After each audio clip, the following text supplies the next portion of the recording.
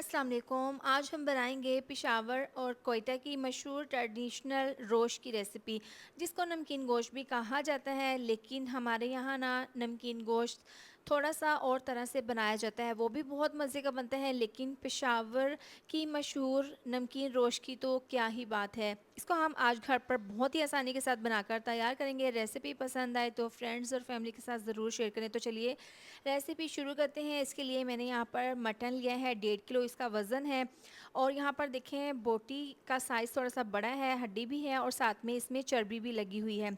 जब भी आप नमकीन रोश बनाएं तो इसमें आपने चर्बी का इस्तेमाल ज़रूर करना है, क्योंकि चर्बी से ही इसमें टेस्ट आता है। सबसे पहले 1 चम्मच नमक छिड़क देंगे, इसको अच्छे से मसल देंगे और इसको 10 मिनट के लिए रेस्ट के लिए रखना है। अब इसको हमने बनाना है मट्टी की हांडी में, तो तमाम बोटियों के पीसीस डाल देंगे इसके अंदर। और सबसे पहले इसके अंदर डाल देंगे आधा कप पानी और साथ ही इसमें तकरीबन 10 से 15 अदद साबुत काली मिर्चें डाल देंगे, एक साबुत प्याज डाल देंगे, साथ ही इसमें डाल देंगे 2 अदद टमाटर, साबुत ही टमाटर डाल देंगे और 4 से 5 हरी मिर्चें डाल देंगे।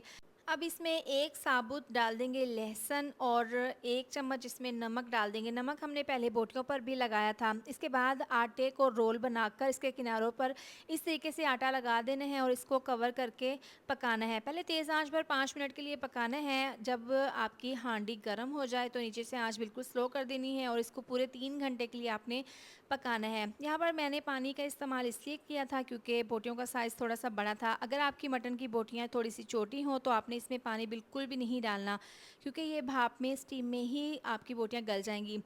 तो यहाँ पर देखें बहुत अच्छे से हमारा नमकीन रोश तैयार है। देखें इसकी जो यखनी है, इतनी ही यखनी हमें चाहिए थी, क्योंकि इसी में ही रोश का फ्लेवर होता है।